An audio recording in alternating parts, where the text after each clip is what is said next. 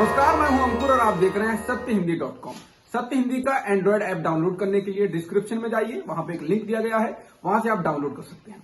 अब एक नजर डाल लेते हैं अब तक की खबरों पर। दिल्ली में चल रही जूनियर डॉक्टर्स की हड़ताल खत्म हो गई है। Junior doctors NEET post graduate counselling में हो रही देरी की वजह से मेडिकल कॉलेजों में दाखिला न मिलने के कारण और दिल्ली पुलिस की कार्रवाई से नाराज थे। डॉक्टर्स ने बीते दिनों जोरदार प्रदर्शन किया था और मेडिकल सुविधाओं को पूरी तरह बंद करने की चेतावनी दी थी। हड़ताली डॉक्टर्स की स्वास्थ्य मंत्री मनसुख मंडाविया के साथ मंगलवार को मुलाकात भी हुई थी। डॉक्टर की हड़ताल 15 दिन तक चली। Federation of resident doctor association ने कहा कि हड़ताल खत्म हो गई है और अब जूनियर डॉक्टर्स काम पर लौट गए हैं। उनकी दिल्ली पुलिस के संयुक्त आयुक्त के साथ बैठक हुई है और इसमें डॉक्टर्स के खिलाफ दर्ज एफआईआर को रद्द करने का फैसला पुलिस ने लिया है।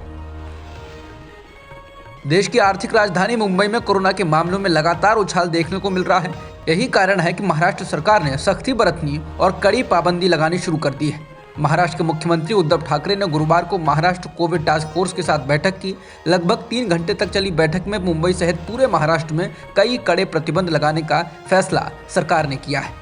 देर रात जारी किए गए आदेश में सरकार ने शादी समारोह और निजी कार्यक्रमों में 50 लोगों से ज्यादा के शामिल होने पर रोक लगा दी है, जबकि अंतिम संस्कार में 20 लोग ही शामिल हो सकेंगे।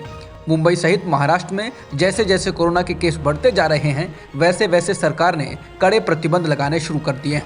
कोविड टास्क फोर्स के साथ बैठक में मुख्यमंत्री उद्धव ठाकरे ने बढ़ रहे कोरोना के केसों पर चिंता भी जताई।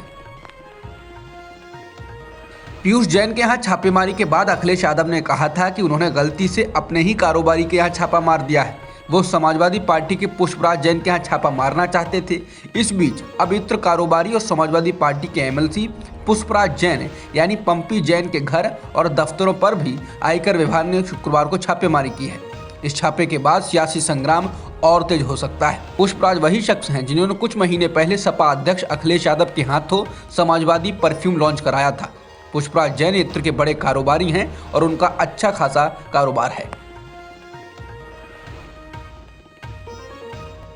सपा नेता पुष्पराज जैन के यहाँ छापेमारी को लेकर समाजवादी पार्टी ने कहा है कि पिछली बार की अपार विफलता के बाद इस बार बीजेपी के परम सहयोगी आईटी ने सपा एमएलसी पुष्पराज जैन और कन्नौज के अन्य इत्र व्यापारियों के यहाँ पर आखिर छापे मार ही दिए हैं। डरी बीजेपी द्वारा केंद्रीय एजेंसियों का खुलेआम दुरुपयोग हो रहा है। यूपी चुनाव में ये आम है। समाजवादी पार्टी ने कहा कि जनता सब देख रही है, वोट से देगी जवाब। शिवसेना सांसद संजय राउत ने खुद मास्क न लगाने के लिए प्रधानमंत्री मोदी को ही जिम्मेदार बता दिया। दरअसल वो महाराष्ट्र के नासिक में गुरुवार को एक कार्यक्रम में पहुंचे थे। इसी दौरान कुछ पत्रकारों ने राज्यसभा सदस्य से पूछा कि उन्होंने मास्क क्यों नहीं पहना है, तो उन्होंने दावा किया कि वो प्रधानमंत्री के उदाहरण का अनुसरण कर रहे हैं। संजय राउत ने कहा कि प्रधानमंत्री मोदी लोगों को मास्क पहनने के लिए कहते हैं, लेकिन वो खुद नहीं पहनते हैं। महाराष्ट्र के मुख्यमंत्री उद्धव ठाकरे मास्क पहनते हैं, लेकिन मोदी देश के नेता हैं। मैं प्रधानमंत्री को फॉलो करता हूं और इसीलिए मैं मास्क नहीं पहनता और यहां तक कि लोग भी मास्क नहीं पहनते हैं। कर्नाटक में क्रिसमस के 3 दिनों के बाद एक अन्य पिछड़ा परिवार के घर में दक्षिणपंथियों ने घुसकर उनके क्रिसमस मनाने पर सवाल उठाए। इस दौरान घर की महिलाओं ने उनका सामना किया और उनकी कट्टरता का जवाब दिया। इसका एक वीडियो भी वायरल हो रहा है। दरअसल एनडीटीवी की रिपोर्ट के अनुसार मामला तुमकुर का है। यहाँ क्रिसमस के 3 दिनों बाद मंगलवार को एक समूह ओबीसी वर्ग से संबंध रखने वाले परिवार के घर में आ पहुंचा। उन्होंने सवाल किया कि परिवार क्रिसमस क्यों मना रहा है और महिलाओं ने हिंदू महिलाओं की तरह सिंदूर क्यों नहीं लगाया है। रिपोर्ट के अनुसार ये सवाल भी पूछे गए कि परिवार के कुछ सदस्यों ने ईसाई धर्म में परिवर्तन क्यों किया। रिपोर्ट के अनुसार महिलाओं ने भी इसका जमकर जवाब दिया और कहा कि वे किसे पूछते हैं, ये उनका अधिकार है। उन्होंने धर्म परिवर्तन के आरोपों को खारिज किया। इस दौरान महिलाओं ने सवाल किया कि हमसे सवाल करने वाले आप कौन हैं? मैं अपने मंगलसूत्र को हटा भी सकती हूँ और इसे एक तरफ रख सकती हूँ। ये पूछने वाले आप कौन हैं? महिलाओं ने इन लोगों को झटकते हुए घर से बाहर जाने को कहा। ये झड़प पुलिस के बुलाने के बाद रुकी। हालांकि इस मामले में कोई शिकायत दर्ज नहीं कराई गई। महात्मा गांधी के खिलाफ अपशब्दों का इस्तेमाल करने वाले कथित संत कालीचरण की गिरफ्तारी के विरोध में हिंदू महासभा उतर आई है। हिंदू महासभा के कार्यकर्ताओं ने ग्वालियर में जोरदार प्रदर्शन किया और छत्तीसगढ़ के मुख्यमंत्री भूपेश बघेल का पुतला फूंका। इस दौरान उन्होंने साधु संतों के सम्मान में हिंदू महासभा मैदान में और छत्तीसगढ़ सरकार मुर्दाबाद के नारे भी लगाए। इसके अलावा कालीचरण के समर्थन में रायपुर में अदालत के बाहर भी हिंदू संगठनों के लोगों ने प्रदर्शन किया। कालीचरण को बुधवार सुबह रायपुर पुलिस ने खजुराहो से गिरफ्तार किया था। कालीचरण की गिरफ्तारी के बाद मध्य प्रदेश के गृह मंत्री नरोत्तम मिश्रा सामने आए थे और उन्होंने गिरफ्तारी के तरीके पर सवाल उठाया था।